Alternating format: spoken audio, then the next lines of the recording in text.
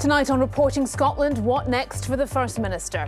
He says he won't resign before a vote of no confidence, and he didn't mean to upset the Green Party when he dismissed two of its members from the government. I've heard, of course, the anger, the upset from Green colleagues, and look, we did not mean to cause that. I did not mean to cause that level of upset and anger.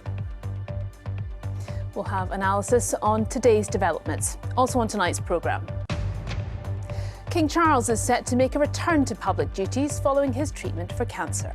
Coming up in tonight's sport, the Premiership split is here with huge matches ahead in the title race and in the bid for European football. And we take a look at the Wyllie in Greenock, the new gallery celebrating the work and legacy of artist George Wyllie. Hello, I'm Laura Goodwin. Welcome to Friday's programme.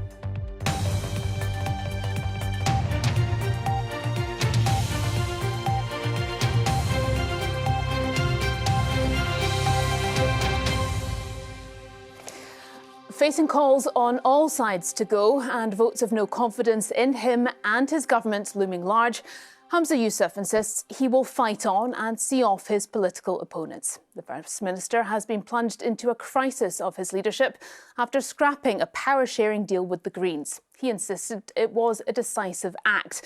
The Greens branded him weak and thoroughly hopeless. With the latest on all of this, here's our political correspondent, Lindsay Bewes. Strolling in the Dundee sunshine, Humza Yousaf here to announce funding for affordable housing. Are you laying down, First Minister? But he couldn't escape questions about his own political future. Mr Yousaf insists he can fight off a vote of no confidence at Parliament.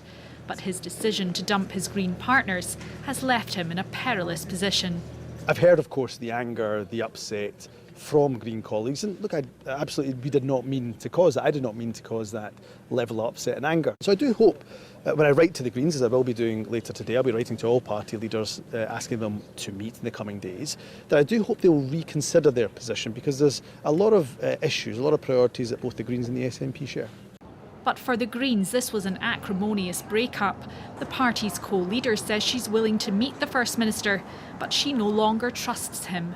We need to signal strongly our position that we have lost confidence in the First Minister. We think it was a poor decision on his part to drop a progressive partnership, a pro-independence government that had a progressive vision for Scotland. That could leave Humza Yousaf looking for support from an unlikely saviour. Holyrood's other pro-independence MSP, his former leadership rival Ash Regan. She quit the SNP last year, with Mr Yousaf describing her as no loss to the party. The two haven't spoken in a year, but she's willing to cut a deal. And her priorities are progress on independence, protecting the rights of women and safeguarding children, and also a return to competent governance, which I think is a key ask. I would relish the opportunity to sit down and talk through these areas and see if there might be areas where we might be able to agree. Labour have their sights set on Scottish gains at the next general election. Now Anna Sarwar is trying to force a Holyrood poll, lodging yet another vote of no confidence, this one aimed at bringing down the entire Scottish government.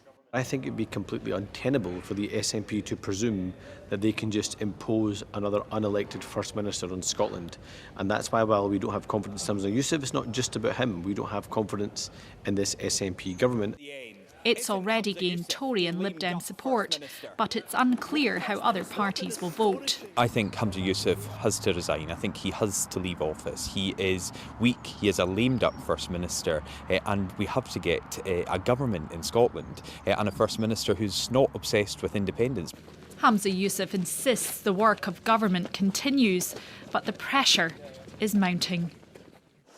And Lindsay joins us now. Lindsay, we heard there that the First Minister is reaching out to the different parties. From what you're hearing, is that making a difference?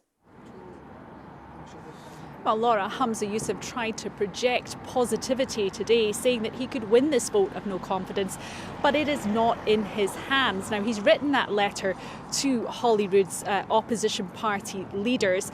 I think, frankly, it's a non-starter when it comes to the Tories, the Lib Dems and Scottish Labour. Douglas Ross, the Scottish Conservative leader, saying the only letter he wanted to receive was Humza Yousaf's resignation. Now, when it comes to the Greens, well, they are still angry. They are still sore from how this break breakup happened. They say that they no longer trust Humza Yousaf and they cannot see anything that he could offer to them that would get them to change their minds. So that leaves the Alaba MSP, Ash Regan, who you heard from in my report there. She is willing to talk. But I think even if Humza Yousaf could come to the table with Ash Regan and persuade her to vote for him, well, it would be very difficult for him to continue, even if he won that vote of no confidence, just with that vote from Ash Regan, because his position would still be very weak. And so what can we expect over the next few days? Well, I expect over the weekend Humza Yousaf will be taking soundings from his closest allies and his advisors. He will be talking to party leaders if he can get them round the table early next week. But there are those in his own party that, while they still back him, admit this is a very, very difficult situation for him. We're not going to know until Tuesday next week when these two votes of no confidence will take place here at Holyrood. But when they do, well, that sets the scene for a very dramatic day that will decide Humza Yousaf's future. OK, Lindsay Bewes, many thanks indeed. So this has been a pretty breathless 48 hours in Scottish politics with a lot unfolding. So let's recap what has happened so far and what could happen next. Now, the Greens were summoned to the First Minister's residence, Bute House, yesterday morning and were, rather unceremoniously, dumped. Their time in government as part of a power-sharing deal with the SNP was over. But it has served its purpose. It's no longer guaranteeing a stable arrangement in Parliament. The events of recent days have made that clear. Now, the Greens were not happy, saying the First Minister had capitulated to those on the right of his party. Then the Scottish Conservatives tabled a no-confidence vote in the First Minister, which the Greens are backing. Here's a real illustration of the strength of feeling. Gillian Mackay, a Green MSP, gave the following interview to our Drive Time programme on BBC Radio Scotland this evening. Gillian Mackay, I think most listeners would think you sound very bitter. I'm actually quite upset. And a lot of people will have seen me being upset. We've had 2.5 years, of working really well together. And it's really sad that that's all been undone by one person. Now, this all matters because the makeup of the Scottish Parliament is so finely balanced.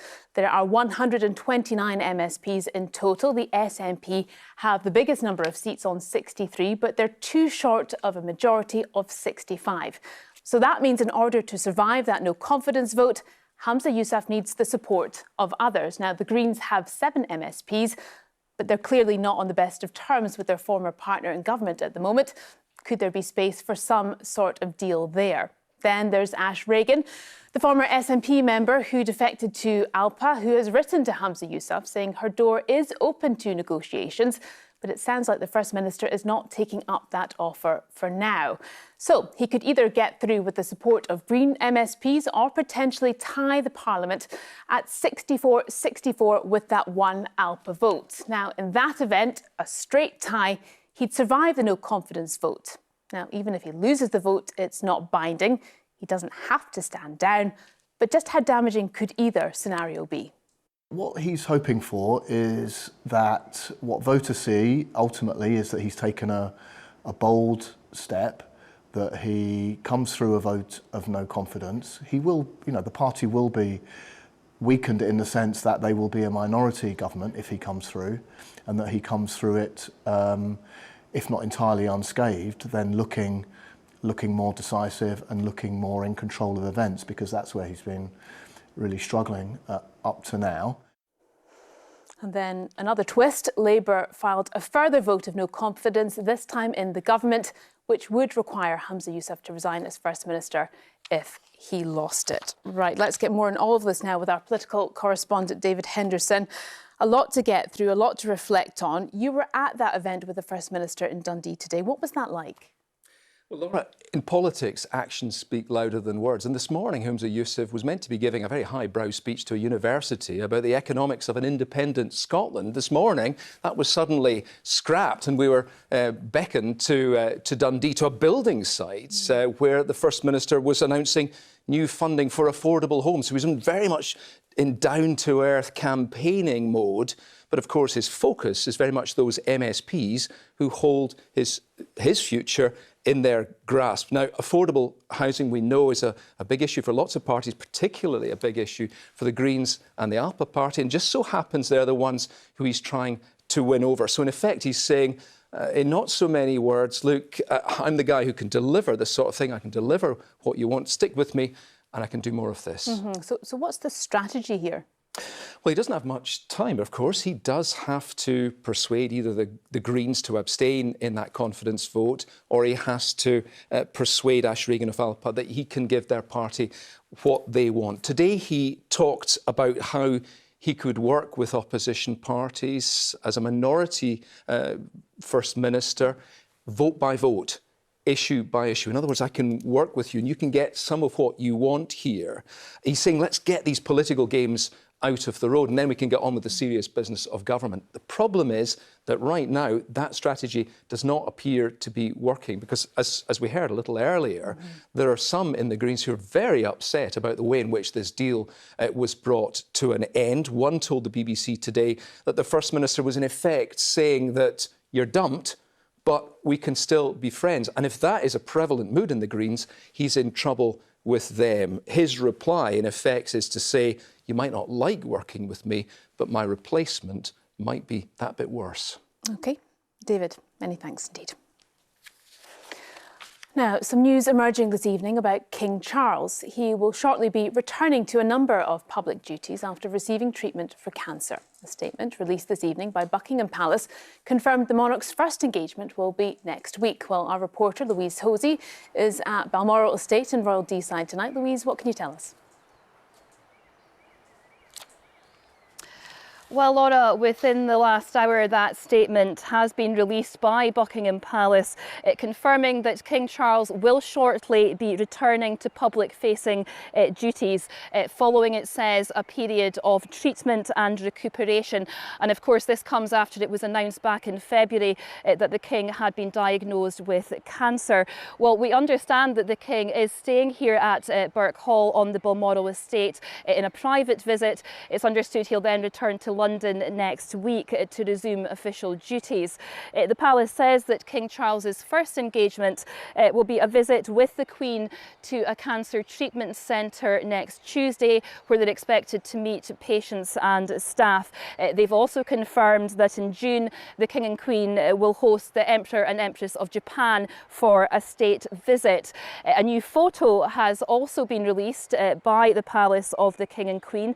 That's to mark the upcoming first anniversary of the coronation, and the palace say that this was taken in the Buckingham Palace garden on the 10th of April. And Louise, have Buckingham Palace said any more about the King's treatment?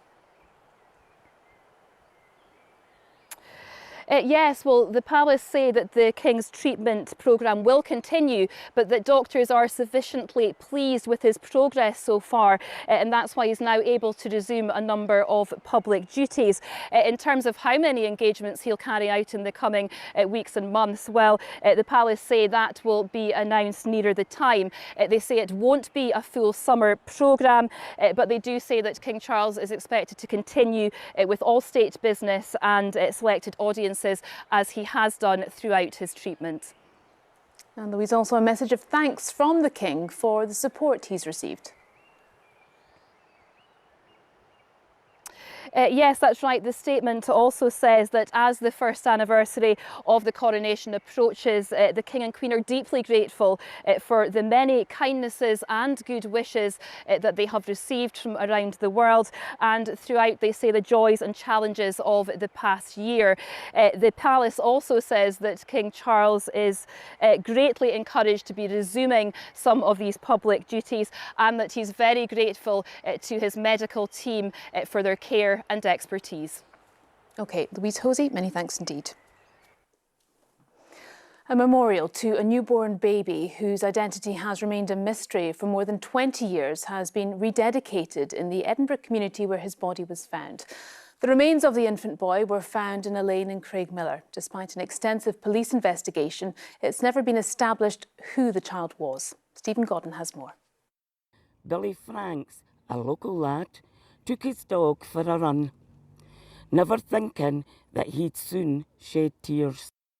A poem to remember Craig Miller's short life. Close-knit we were, shocked to the core. It's 23 years since the newborn's body was found in the community that would give him his name. Time has transformed the area, but it hasn't answered questions like who was he, what happened and why. He's our baby. He belongs to our community. We maybe don't know who his mum and dad is, but he has a whole community of family here who love him and cherish him, and will never forget him. Just a few days old, the baby's partially burned body was discovered beside a path in 2001. More than 30 officers were involved in the police investigation that followed, but despite repeated appeals, the boy's parents were never traced and his identity never established. Because I had a young kid and you had just sent thoughts through your head, and you're like, what's the mother gone through? She's obviously, she's obviously not empty she could turn to, but nobody ever judged anybody, and that's what's amazing about this community. Shocked locals arranged his funeral and raised money for a memorial which stood until 2019, when it was removed as construction began on a new high school. 2 clenched fists on the side he did see. Today, the commemorative stone was returned. In our old neighbourhood. In the years that followed, attempts to solve the mystery using new DNA techniques came to nothing. Police Scotland, who inherited responsibility from Lothian and Borders Police, say the investigation remains open. Most important for the people of Craig Miller is that the memory of this newborn baby's short life endures. Stephen Godden, reporting Scotland. A new space dedicated to the artist George Wyllie will open in Greenock this week. The Wylieum houses the largest collection of his work in the world, and it's hoped the location, in a cruise ship visitor centre on the Clyde, will expose both local and international visitors to his work. Our arts correspondent Pauline McLean has more. That's hot work, Mr. Wyllie. It looks as if you've got to be a bit of an engineer as well as an artist. True enough, and you find these days that artists are more and more leaning towards engineering and industrial processes for their work.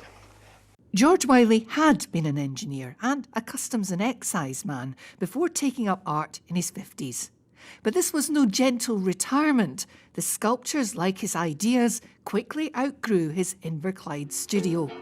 Whether firing shortbread into space, we're going to build a big paper boat. Blast off, full speed ahead. or building and sailing an 80-foot paper boat. So it can float, not what a ship used to be. My father knew every inch of this territory, from Princess Pier, where he worked, right through to the dry dock. Family and friends have long campaigned for a permanent celebration of his work, and now they have it in the Wylieum, a new purpose-built space in the cruise ship visitor centre in Greenock. They often describe him as a playfully serious artist, and he was, because underneath all of this there was always a key message if you could get it, you know. And I think that this is what the museum, the Wylieum should I say, will do. It'll let you have an opportunity to see different facets of him and understand what made him tick, because the exhibitions will be forever changing. Hopefully that's what will happen with it, because my father wouldn't like it to stand still. What do you think he would have made of it? I think as an artist, he'd be extremely pleased that people were able to appreciate his work.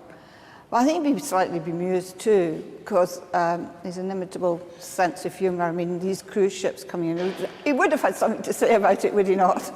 You know, it's just the way he was. If there is a creative force somewhere, it must be for better reasons than filling stupid galleries. The old dungaree. Pauline McLean, reporting Scotland, Greenock. Right, time now for All Tonight Sport with Lewis. A busy weekend ahead. It certainly is. It's crunch time as the split rolls round, Laura. So yes, a big weekend. Thanks very much. Good evening there. There are 5 games to go until the Premiership season ends, with crucial games ahead.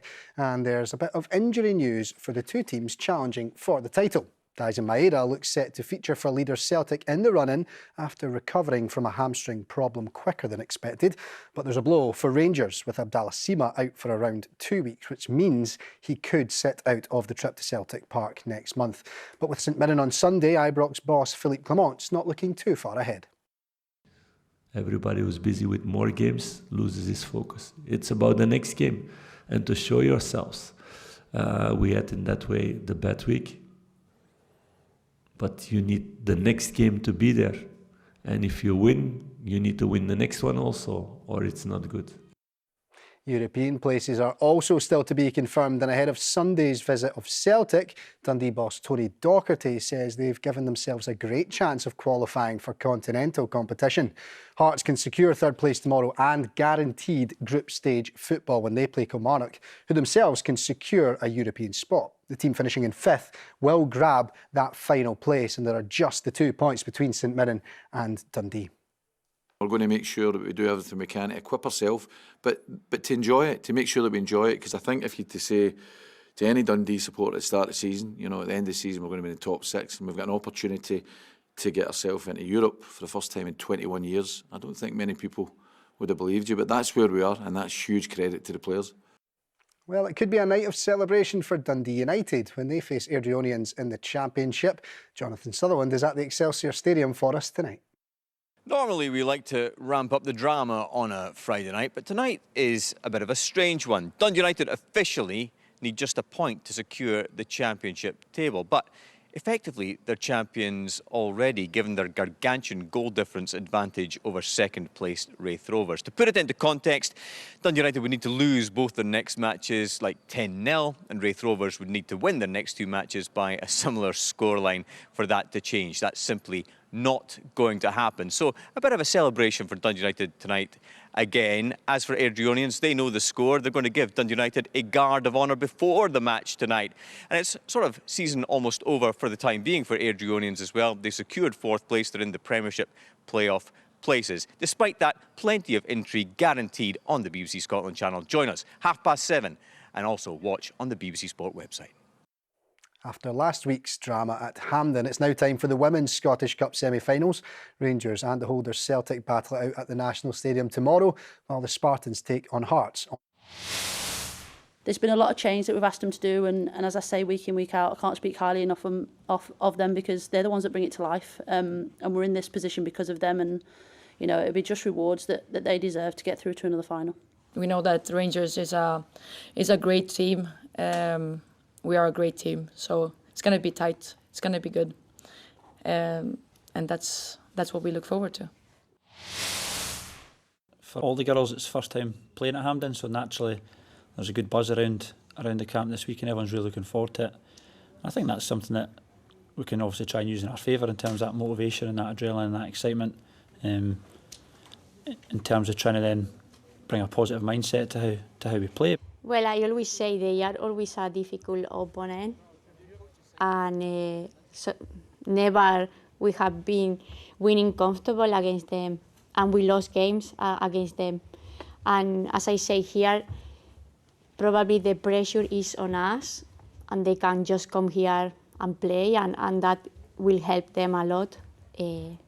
For that, we need to mentally be so strong.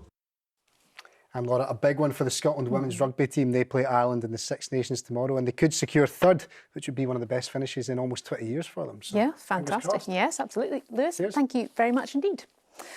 Now it's over to Graham to find out what's happening on BBC Scotland at 7 o'clock. Tonight, what next as the First Minister fights for his political survival? We'll speak to Neil Hanvey from the Alapa Party. They could be kingmakers in next week's crucial confidence vote. We'll also ask a former SNP advisor what the strategy might be now. Plus the story of the 82-year-old Glasgow woman dubbed the Cushion Queen after making 40,000 of them. Join us in a few minutes on the BBC Scotland channel. Right, time now for a look at the weather. Beautiful picture of the East Nuke there, but it's been a bit chilly, hasn't it? It has been a bit chilly. That north wind's not particularly pleasant. Warmer next week, though. More on that in a second. I say this every week, but OK. Thanks very much indeed, Laura. Very good evening to you. Yes, some lovely spells of sunshine around today for many parts of the country. The cloud has been bubbling up, though, with a few showers on the high ground, some of those showers have been wintry at times. Into this evening and overnight, many of the showers fading away. We've got clear conditions through the central lowlands in the south, and it will be cold. Temperatures here in towns and cities down to freezing. In the countryside through parts of the borders, South Lanarkshire, maybe -2 to -5.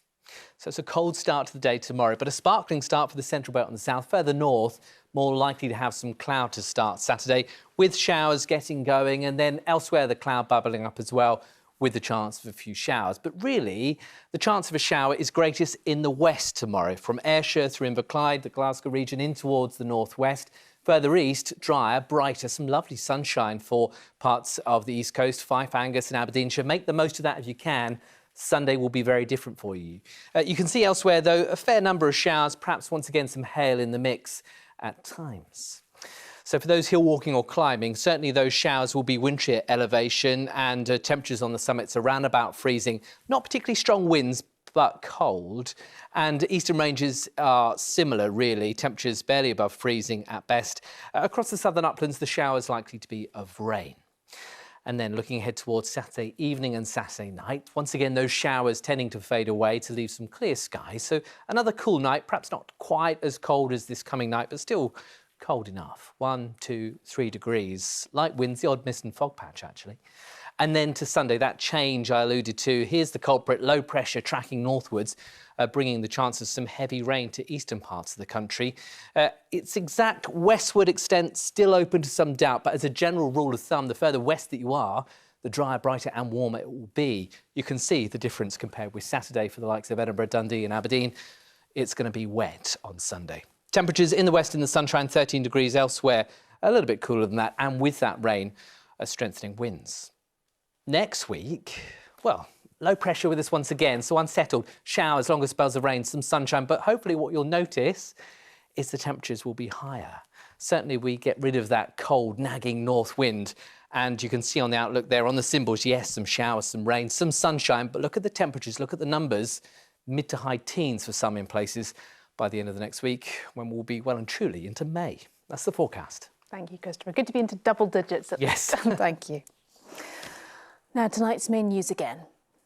Facing calls on all sides to go and votes of no confidence in him and his government looming large, Humza Yousaf has insisted he will fight on and see off his political opponents in the coming days. And King Charles will resume public engagements next week after making encouraging progress in his cancer treatment, Buckingham Palace has said.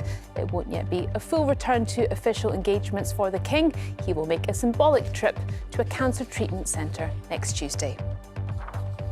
And that's where we leave you. Anne McAlpine will be here with your late news at around 10:30. Until then, from everyone on the team, do enjoy the rest of your evening. Bye-bye.